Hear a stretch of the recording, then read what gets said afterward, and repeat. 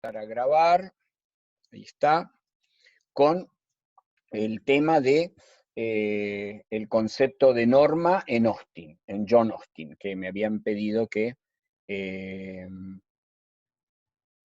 Marina pregunta si subí el mensaje sobre el parcial de mañana, lo voy a poner en la PETCO, sí, voy a poner en la PETCO, en los foros, estas condiciones, que les quiero, se interrumpió la conversación cuando les decía que de una parte, obviamente, el tiempo para ejecución del parcial es de 14 a 16 para el módulo A y de 16 a 18 estrictamente en ambos casos para el módulo B.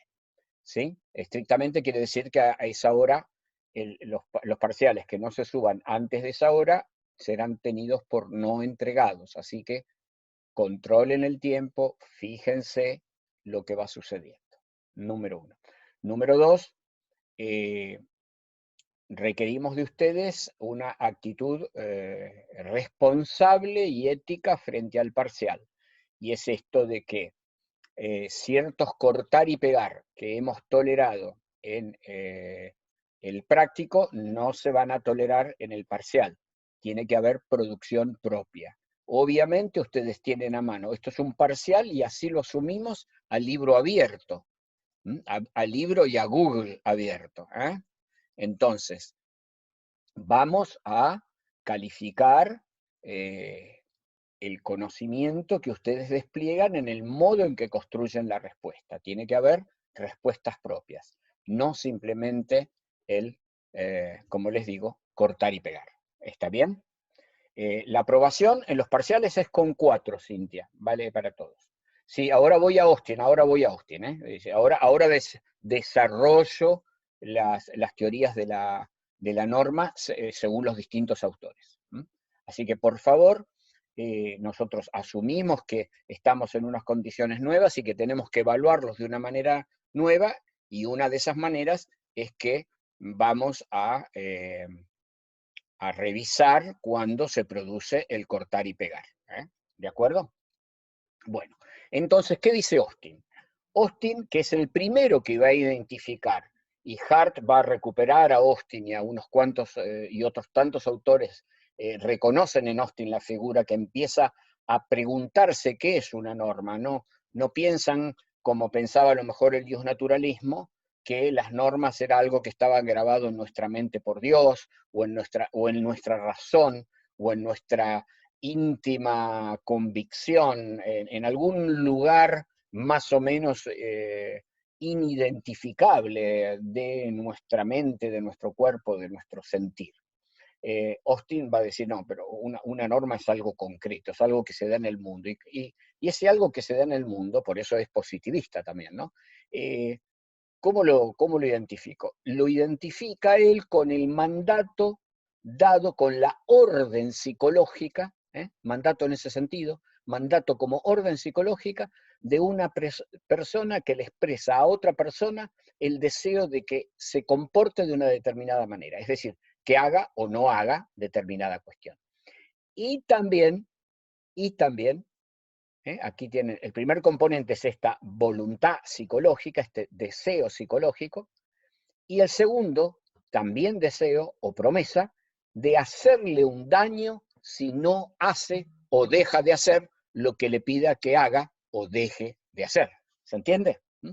Entonces, según Austin, las normas van a identificar un sujeto normativo, es decir, una persona a la que se le dirige la orden, un acto o acción humana, ya en la última parte de la anterior parte de la clase, digamos, me había referido a lo de acción humana, que se espera que se realice o deje de ser realizada, comisión, omisión, una ocasión, un tiempo, un lugar en que el evento, la acción debe llevarse a cabo, es decir, el disparador, lo que von Wright habrá definido como condición,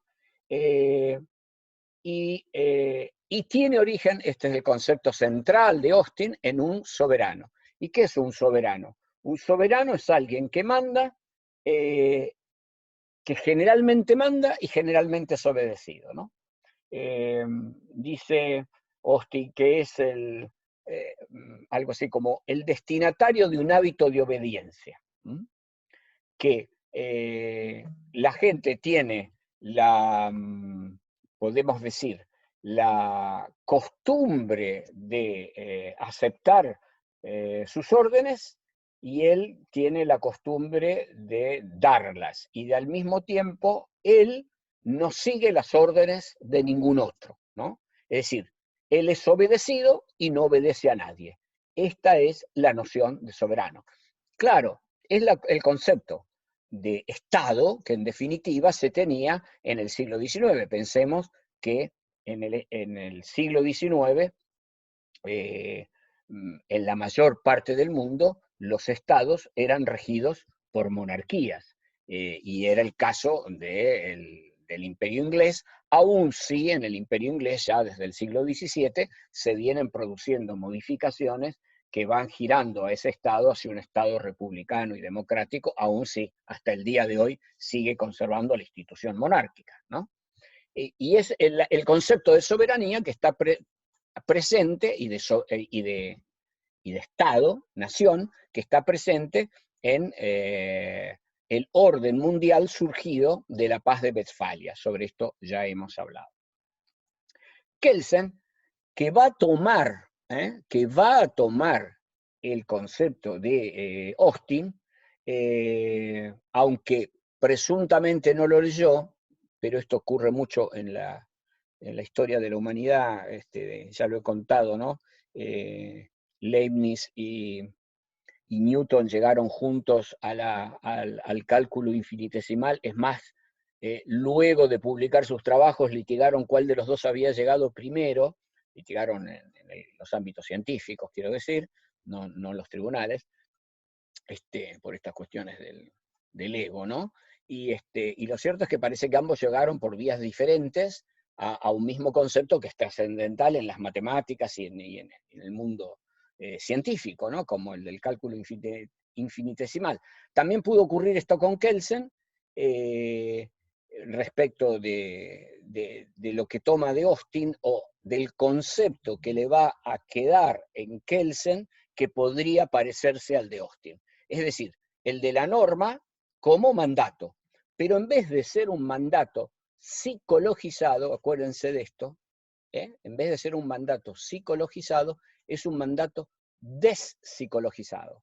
En vez de ser la orden de, no sé, la reina Elizabeth a un cierto ciudadano o al conjunto de los ciudadanos ingleses para que paguen un impuesto a la renta de la tierra, supónganse, o a la renta inmobiliaria, para Kelsen no es una orden de una reina determinada a unos sujetos determinados a partir de una voluntad psicológica determinada, sino que es el sentido, dirá Kelsen, el sentido objetivo de un acto de voluntad. De un acto de voluntad que puede ser del Parlamento, que puede ser de la reina, que puede ser de alguna institución por la cual se producen normas en una sociedad, ¿verdad? Y lo que transforma la norma en tal, lo que transforma un enunciado que tiene una pretensión normativa en tal, es que los sujetos de ese enunciado, los sujetos a los cuales va dirigido ese enunciado, lo admiten, lo tratan, lo consideran obligatorio. Son juicios del deber ser que expresan objetivamente actos de voluntad dirigidos a personas, que son considerados tales porque justamente los recipiendarios de esos actos de voluntad los consideran así, ¿no? Es como un círculo, es como una especie de tautología. La diferencia entonces es que no hay un sentido de voluntad real en sentido psicológico como habla Austin, ¿no? Y la prueba de esto, ya lo vieron ustedes también en la unidad 4 cuando vieron el tema del sistema jurídico y las diferencias sobre cómo identificar al orden, por ejemplo, entre Austin y Kelsen, justamente, es que para Kelsen las normas siguen existiendo, no para Kelsen, que Kelsen apunta un dato que todos podemos comprobar, no Kelsen. Y es que las normas siguen existiendo aunque el que las haya emitido haya muerto. La Constitución Nacional Argentina, aquí me dice, ahora ya me acuerdo que Platino es Jorge, ¿no? Ya te he preguntado varias veces, sí. Cuando muere el monarca, el súbdito continúa cumpliendo la norma. Esa sería la diferencia y la explicación. Tal cual, Jorge, tal cual. A eso iba. Esa es la diferencia. Y eso es lo que hace que se lo viva como norma. Yo les decía siempre, les traigo como ejemplo, las propias normas acerca de cómo se cambia el rey, o cómo se elige al rey, o quién continúa en la corona, o portando la corona, luego de que el rey que estaba en actividad muere, es una, digamos, es un ejemplo vivo, valga la paradoja, un ejemplo muy demostrativo de esto que quiere decir Kelsen. ¿Entendieron eso?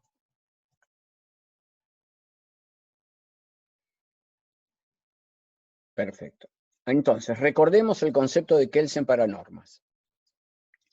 Las normas jurídicas son técnicas de motivación social indirecta. A diferencia de las normas morales, indican directamente cuál es la conducta, que indican directamente cuál es la conducta deseada, como por ejemplo los mandamientos, no matarás, etc. Las normas jurídicas indican un castigo o un premio para una cierta conducta, de donde resulta, por oposición, cuál es la conducta deseada. Y en las normas jurídicas podemos encontrar dos tipos de normas, a su vez, las categóricas. La norma jurídica típica es hipotética. ¿Hipotética por qué? Porque dice que si se da una determinada condición, entonces sucederá una determinada consecuencia. Deberá suceder una determinada consecuencia, como lo hemos visto remanidamente con el ejemplo de la norma del Código Penal que resulta punitiva o que establece la punición para el caso de homicidio. Pero cuando un juez determina en una sentencia, por ejemplo, que alguien es responsable de un asesinato, de un homicidio, y le aplica la pena de prisión, esa norma no es hipotética, sino categórica, porque dice, a fulano de tal debe ir a prisión. Y esa norma, el juez se la da, así como la primera norma hipotética, la primera norma, la norma típica de una ley, como dice Kelsen, que es la que dice que si alguien matare a otro deberá ser condenado con de 8 a 25 años de prisión. Esa norma, dice Kelsen, está dirigida primariamente a los funcionarios, a los jueces, y secundariamente a los ciudadanos. Es decir, los ciudadanos saben que si mataren, serán perseguidos por las fuerzas de seguridad para ser apresados, para ser juzgados y eventualmente condenados a ir a prisión por un juez. La norma del juez que establece la ida a la prisión de alguien condenado, esa norma es, en cambio, categórica, ¿no? Y aquí les tengo que hacer una distinción que hace Kelsen entre norma primaria y norma secundaria, para que la recuerden con respecto a la que hace Cosio, que hemos hecho esa diferencia en el práctico y me parece que no se ha entendido del todo bien. Cuando llego a Cosio, voy a traer esta diferencia de nuevo para que la recuerden y para que entiendan la diferencia. Kelsen dirá que básicamente las normas jurídicas son, vuelvo un pasito atrás, Básicamente, Kelsen dirá que el derecho es un sistema normativo, un sistema de normas, y que las normas jurídicas propiamente dichas son estos enunciados que enlazan una condición con una sanción, a través de la cópula de Bercer, punto.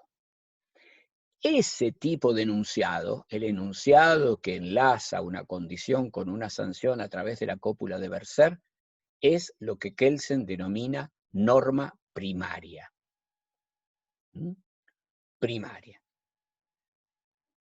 La norma secundaria para Kelsen es un correlato lógico de la norma primaria. Correlato lógico quiere decir una derivación lógica de la primaria. En la norma primaria está establecida esta vinculación entre una cópula es unión. Cópula es unión. Por ejemplo, usted utiliza como cópula conjuntiva entre dos enunciados la letra I, la Y, ¿no? Usted puede decir que deben rendir parcial mañana todos los alumnos y todas las alumnas. La cópula puede ser disyuntiva, es decir, es también una unión entre dos enunciados, pero lo que plantea es la alternatividad. Usted pudiera decir que mañana los alumnos rinden, todos los alumnos y las alumnas rinden el parcial en el módulo A o en el módulo B. ¿Se entiende eso, Guadalupe? Ok.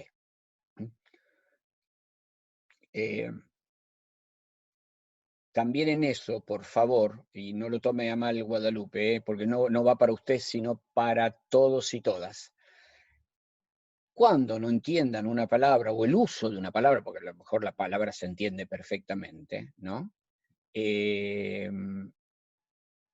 Por favor, vayan a los diccionarios, que además ahora con el Google están muy, muy fáciles de acceder, ¿no?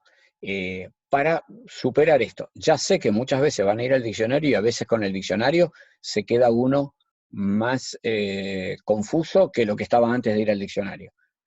Es con estas cosas, es justamente que tiene que ver todo lo que vimos en la unidad 1 y que repasamos el viernes con lo del lenguaje ordinario, con el sentido de las palabras en el lenguaje ordinario y con esa discusión que se dio entre los filósofos analíticos, que son los primeros que entienden que hay que reparar en el lenguaje, que ¿se acuerdan lo que hablé del giro de la ontología a la lingüística o a la filosofía del lenguaje el viernes? Ese primer giro que significa, bueno, para hacer filosofía hay que dedicarse al lenguaje, pero hay que reconstruir el lenguaje en términos lógicos. Esto es lo que dice el Círculo de Viena, lo que dice el primer Wittgenstein. En cambio, los filósofos de Oxford, los filósofos del lenguaje ordinario, los que luego y que cambio al que va a adherir el propio Wittgenstein, el segundo Wittgenstein, van a decir que en el lenguaje ordinario, en el uso común del lenguaje de los particulares, de todos nosotros, de todas nosotras, hay mucha riqueza, mucha sutileza, muchas distinciones en las que hay que reparar para hacer filosofía. Y además que el sentido de las palabras no está dado rígidamente, o no podría ser dado rígidamente como pretendía a lo mejor la primera analítica, como a lo mejor pretende Kelsen con sus conceptos jurídicos fundamentales, que salen de esa idea de la escuela analítica, y hay que estarse a cómo las personas de hecho hablan y qué significado le atribuyen en las situaciones de habla cotidiana, en las situaciones de habla real. Y, a ver, no es que los filósofos analíticos no estuvieran en la realidad, sino que lo que ellos hacían era una reconstrucción ideal del lenguaje. En cambio, esta segunda corriente, la corriente analítica llamada oxoniana, o porque nació en Oxford, lo que dice es, miren, atendamos a cómo la gente habla y en las condiciones que habla, porque las condiciones en las que se hablan marcan los significados de lo que se habla. Y eso es la pragmática. Por eso es lo que tanto insistimos. ¿Se entendió eso? ¿Se entendió esa cuestión?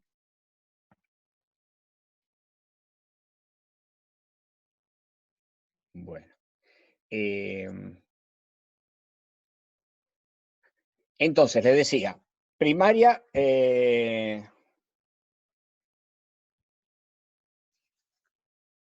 Sofía, dejo para el final repetir, ¿eh? Dejo para el final repetir. A ver, o repito muy brevemente. Lo que quiere decir que la segunda corriente, que es a la que se llama giro lingüístico, dicho sea de paso, la llamó así un tal Berman y después el que la hizo famoso a la expresión fue Richard Rorty, ¿no? Es que para filosofar, para hacer filosofía hay que observar cómo la gente común habla el lenguaje común, cómo utilizamos el lenguaje en las situaciones cotidianas de habla y no hacer una reconstrucción lógica como hacía y de alguna manera forzada, sería la expresión, como hacía la gente del Círculo de Viena, como hacía Russell y Whitehead, como hacían los del positivismo lógico, que en la Argentina tiene una fuerte expresión y una fuerte corriente expresada justamente por Alchurrón y Bulligin, pero no los distraigo ahora con eso.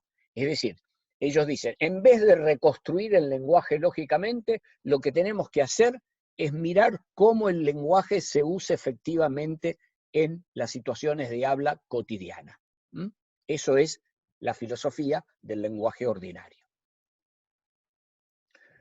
Entonces, ahora pasamos a Hart, el concepto de norma en Hart. Hart dirá que critica al concepto de Austin, implícitamente también al de Kelsen, de las normas como órdenes respaldadas por amenazas, ¿no? Y afirma que si bien ese concepto recoge al concepto de norma penal, que es una norma más o menos típica del derecho y que hay muchas normas así, normas que están respaldadas en amenazas, ese concepto de norma jurídica no, digamos, contiene o puede contener a todos los enunciados, que son normas que aparecen en el derecho como normas, porque hay normas, dice Hart, que no contienen sanción y sin embargo son normas jurídicas. Y el caso típico de estas son las normas llamadas potestativas.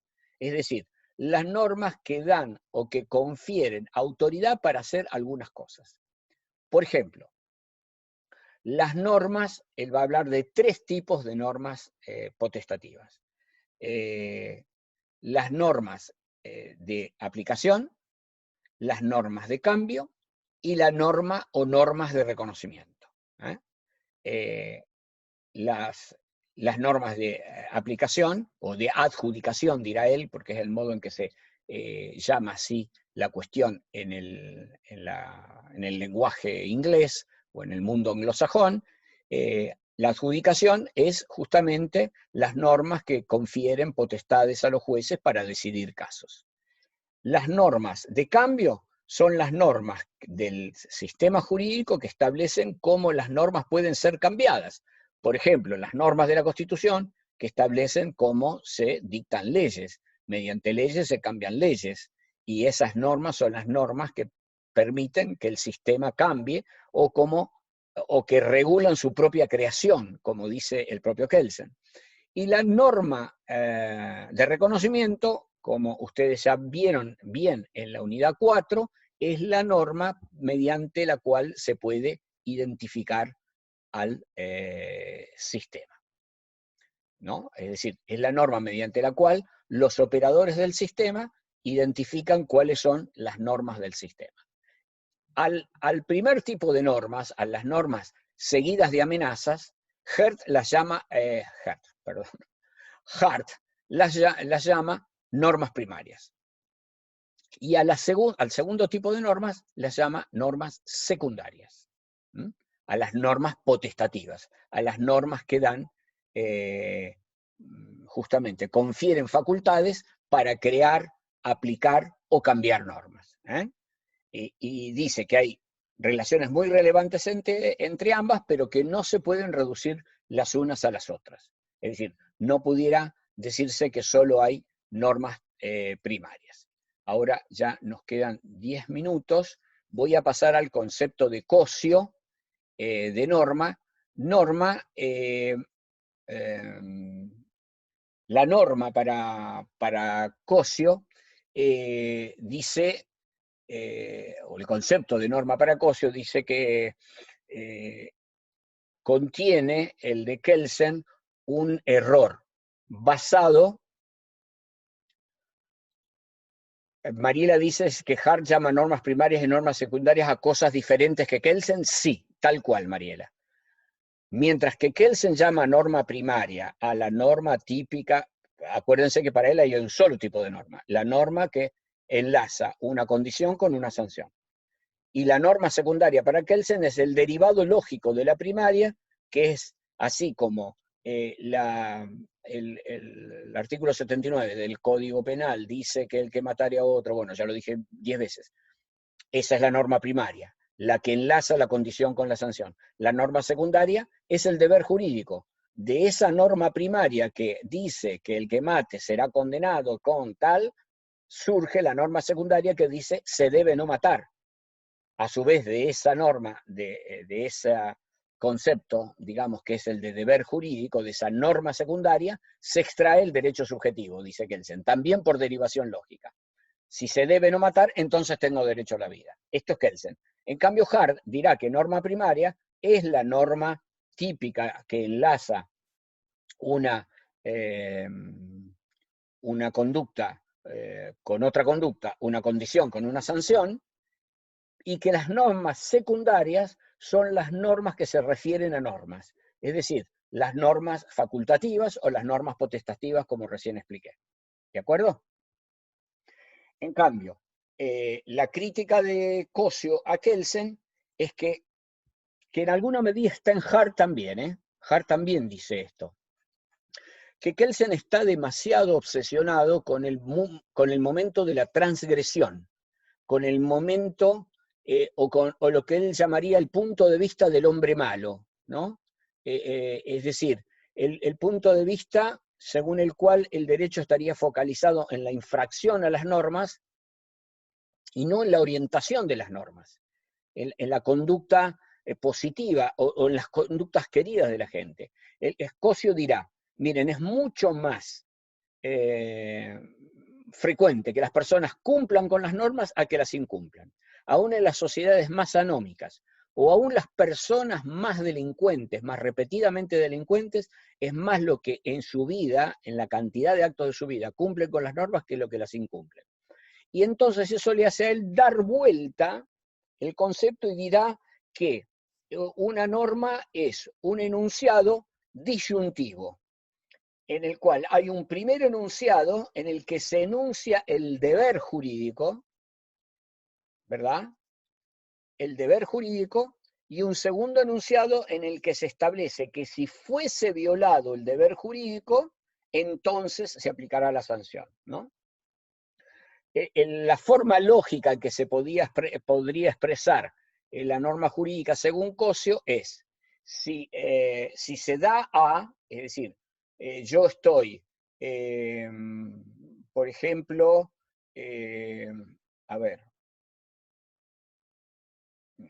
estoy en las condiciones, soy profesor de la Universidad Nacional del Comahue, he sido designado para tal función y estamos en periodo lectivo. Dadas estas condiciones, tengo que dictar clases. Debo dictar clases. Si no dictase clases, es decir, si incumpliese con mi obligación de dictar clases, entonces podría ser, no sé, suspendido, exonerado, etc. ¿Se entiende eso? ¿Mm? Entonces, la estructura completa de la norma tiene dos partes para Cosio.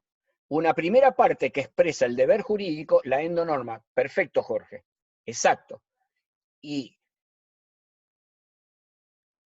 no, la sanción no es la perinorma, sino que en la primera usted tiene, dada cierta condición, usted debe hacer tal cosa. Usted está, ha sido designado profesor de la Universidad Nacional del Comahue, ha comenzado el ciclo lectivo, su materia se dicta en este cuatrimestre, entonces usted debe dictar clase. Primera parte. O si usted no cumple con ese deber que está en la primera parte, será sancionado. Ahí está, en esa segunda parte está lo que llamaríamos la norma primaria de Kelsen. ¿Se entiende? ¿Mm? Entonces, la primera parte es la endonorma y la segunda parte la perinorma.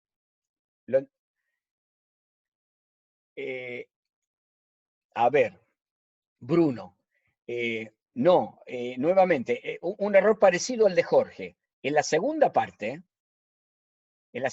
usted tiene el otro enunciado, son dos enunciados. Un enunciado dice, si se da tal cuestión, usted debe hacer tal cosa. La cópula la disyunción o.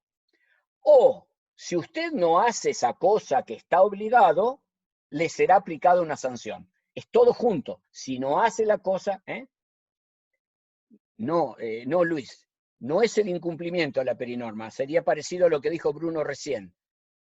La conducta ilícita forma parte, o el incumplimiento, conducta ilícita es lo mismo.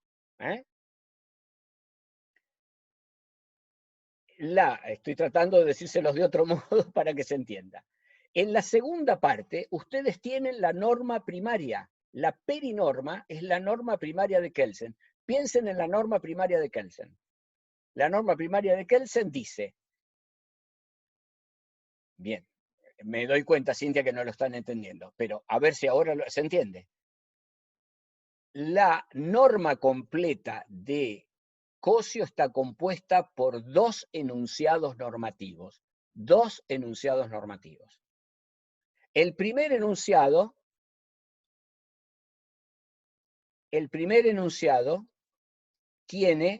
establece cuál es el deber jurídico. El segundo enunciado establece qué pasa cuando el deber jurídico no es cumplido. Sí, Belén. La norma primaria de Kelsen, a ver, cuando usan el no en las frases, eso hay que aprender a redactar, hay que tratar de redactar de manera afirmativa, si no, se tiende a no entender lo que se dice. Sí, y por favor, paren de hacer preguntas, convengo con Delia. La norma jurídica, voy a tratar de buscar una filmina para compartirla aquí. Sí, y quedan 2 minutos. Se las muestro aquí. Un segundito,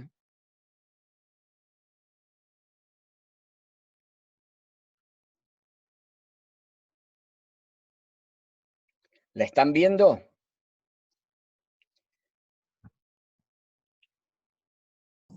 Sí, profe.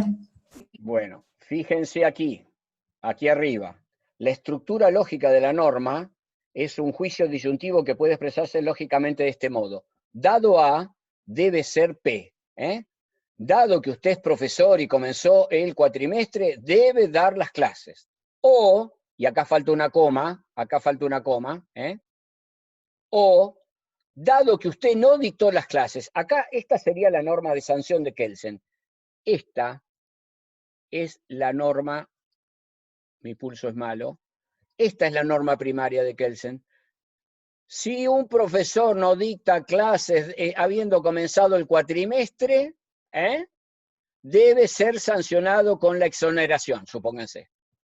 ¿Se entendió? Alguien que me lo conteste con la voz, por favor, porque no estoy viendo ahora el chat. Sí, profe. Bien, ¿eh? Es decir, A, fíjense, a ver, esperen que vamos a deshacer todo eso. Otra vez, A lo tengo acá, fíjense, en la endonorma, ¿eh? A es la condición de existencia o estado del mundo que sirve de disparador de una conducta esperada o lícita. Hasta aquí, es la endonorma. Si se dan